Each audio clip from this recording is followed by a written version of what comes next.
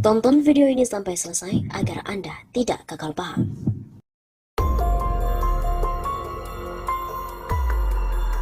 Sobat 651 Safa, kembali lagi bersama dengan kami untuk mengulas fakta-fakta perpolitikan dan juga informasi terkini di tanah air. Sosok ini bongkar aliran utang-utang negara yang ternyata bukan untuk COVID-19. Pemerintah diminta untuk segera jujur. Permasalahan utang negara di Indonesia memang sering menjadi topik hangat yang diperbincangkan. Kali ini datang dari Faisal Basri, pengamat ekonomi senior, membongkar aliran utang-utang negara. Faisal Basri mengungkapkan bahwa utang negara membengkak bukan untuk pengenanganan COVID-19 yang sudah berlangsung 2 tahun ini. Menurut dia, bukan pandemi COVID yang menyebabkan utang negara membengkak. Tolong pemerintah berhenti mewartakan kepada rakyat bahwa utang kita banyak karena COVID. Sebelum COVID pun sudah banyak, tolonglah yang fair. Kata Faisal Basri dikutip dari redaksi Hops ID. Dalam artikel yang berjudul, Utang Indonesia Banyak Bukan Karena Pandemi COVID, ketahuan duitnya lari kemana? Pada hari Sabtu 12 Februari. Utang untuk bayar bunga. Dia juga menegaskan jika selama ini uang yang diperoleh pemerintah dari hasil mengutang banyak digunakan hanya untuk membayar hutang bunga.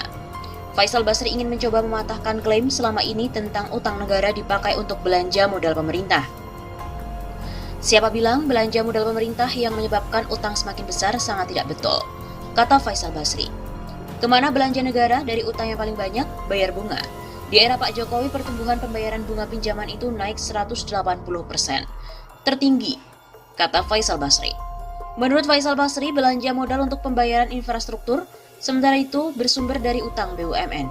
Jadi kalau utang BUMN ditambah utang pemerintah tahun depan, jumlahnya sudah mendekati 10.000 triliun rupiah. Begitu kata Faisal. Di satu sisi lain, Sri Mulyani selaku Menteri Keuangan menginformasikan utang Indonesia sepanjang tahun 2020 sampai dengan akhir 2021 relatif terkendali dengan kenaikan 10,8%. Sri Mulyani juga memberikan data kenaikan utang negara lain, misalnya Thailand yang mengalami kenaikan utang mencapai 17%, Filipina yang mencapai 22%, Afrika Selatan mencapai 12%, Malaysia 13,6% dan Cina 13,6%.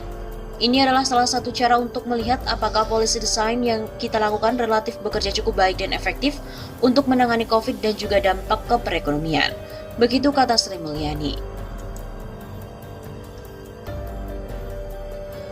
Seperti diketahui bahwa ekonom senior Faisal Basri membongkar soal utang Indonesia yang sering disebut-sebut melonjak akibat pandemi COVID-19.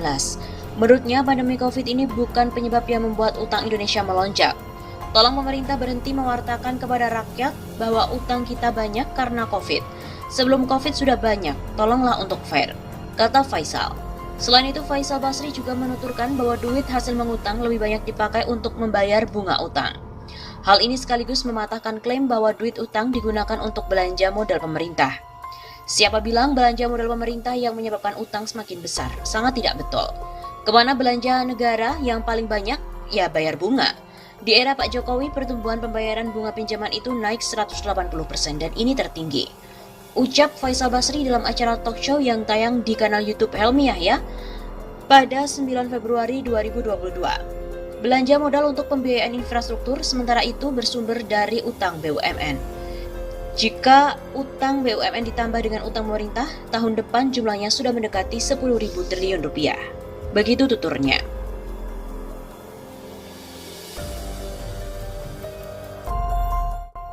Ngeri-ngeri, Jokowi telah sembunyikan utang ratusan triliun. Ekonom senior Indef, Profesor Didik Rahbini menyebut utang negara terus membengkak dan disembunyikan, baik oleh pemerintah maupun oleh DPR. Hal itu diungkapkan oleh Didik pada diskusi daring Pergerakan Indonesia Maju atau PIM dengan tajuk Outlook 2021, National Economy Outlook yang dilansir dari Hops.id jaringan suara.com pada hari Jumat 15 Januari. Menurut Didik lagi, utang yang terus membengkak dan disembunyikan nyaris tidak dipermasalahkan oleh DPR, padahal jumlahnya terbilang sangat besar. Ini disembunyikan 921 triliun, tidak dibahas di DPR, tapi yang dibahas 446,3 triliun SBN, sedangkan 475,2 triliun untuk membayar jatuh tempo. Negara ini makin otoriter. Pada tahun 2021, tanpa persetujuan DPR tidak apa-apa, utang diteruskan sampai 1.530,8 triliun rupiah. Mengubah utang tidak ada woro-woro di DPR. Didik secara tak langsung mengaku kecewa dengan capaian Jokowi di bidang ekonomi. Sebab, sejak 2 tahun terakhir, utang negara terus mengalami pembengkakan. Itulah mengapa dia mengatakan pemerintah sedang berjalan ugal-ugalan. Pemerintah ugal-ugalan sejak tahun 2019, zaman Jokowi utang itu terus bertumpuk-tumpuk, tidak pernah dikendalikan. Berkaca pada kenyataan tersebut, Didik tak sungkan menyebut Jokowi sebagai raja utang. Bukan hanya itu, secara keseluruhan pemerintahan yang saat ini menjabat juga layak untuk disebut demikian. Jadi Jokowi ini raja utang. Pemerintahan Jokowi dengan data ini adalah raja utang. Parahnya, kata Didik, pemerintah seakan tak bisa berbuat banyak mengatasi permasalahan besar itu. Bahkan menurutnya Menteri Keuangan Sri Mulyani sebenarnya memahami situasi ini. Namun dia juga tak bisa berbuat banyak lantaran tekanan politik yang kuat. Menteri Keuangan Sri Mulyani ngerti, ini bukan tidak ngerti, tapi dia tidak bisa apa-apa dengan tekanan politik. Jadi kalau kita kritik ya dia marah-marah, salah dia. Begitu ucapnya. Dan hanya itu, mantan Presiden ke-6 SBY pun juga menyebut era Jokowi utang tinggi dan tidak aman. Susilo Bambang Yudhoyono atau SBY, Presiden ke-5 Republik Indonesia, berkomentar di media sosial mengenai kebijakan pembiayaan utang pemerintah. Menurut laki-laki asal Pacitan, Jawa Timur itu, utang pemerintah mungkin bisa dibilang agak kebelabasan.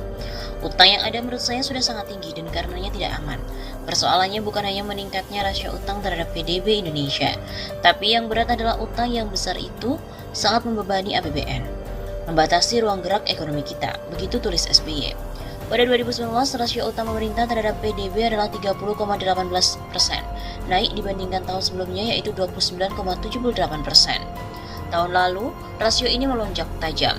Berakhir November 2020, total utang pemerintah mencapai Rp5.910,64 triliun, yang setara dengan 38,13% dari PDB.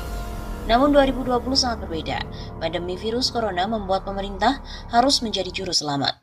Pemerintah harus hadir baik itu di aspek kesehatan maupun sosial ekonomi, karena dunia usaha dan rumah tangga terpukul luar biasa akibat pandemi. Kenaikan utang tidak hanya terjadi di Indonesia. Pemerintah di hampir seluruh negara juga menggelontorkan stimulus fiskal yang tentu harus dibiayai. Dengan kondisi penerimaan pajak yang seret akibat ekonomi mati suri karena pandemi, suka tidak suka stimulus fiskal harus dibiayai dengan hutang. Akan tetapi, SBY menggarisbawahi bahwa masalah utang bukan hanya aman atau tidak aman. Yang dilihat dari rasio adalah PDB. Hal yang juga penting adalah bagaimana membayar utang itu, apakah bakal membatasi kemampuan pemerintah dalam bidang lain. Betapa berat ekonomi kita jika misal 40% lebih belanja negara harus dikeluarkan untuk membayar cicilan dan bunga hutang. Jadi jangan hanya berlindung pada persentase debt to GDP ratio yang dianggap masih aman dan diperbolehkan undang-undang. Bukan di situ persoalannya. Lalu bagaimana situasi utang pemerintah pada era SBY dan juga Jokowi? Apakah memang utang pemerintah sudah kebablasan? Pada sisi pertumbuhan, rata-rata utang pemerintah pada masa Jokowi periode 2015 sampai 2019 naik 12,96% per tahunnya. Sedangkan rata-rata pertumbuhan utang pada masa SBY yaitu sebesar 10,51% per tahun, dan pada periode pertama 2005 sampai 2009 hanya 4,38% per tahunnya.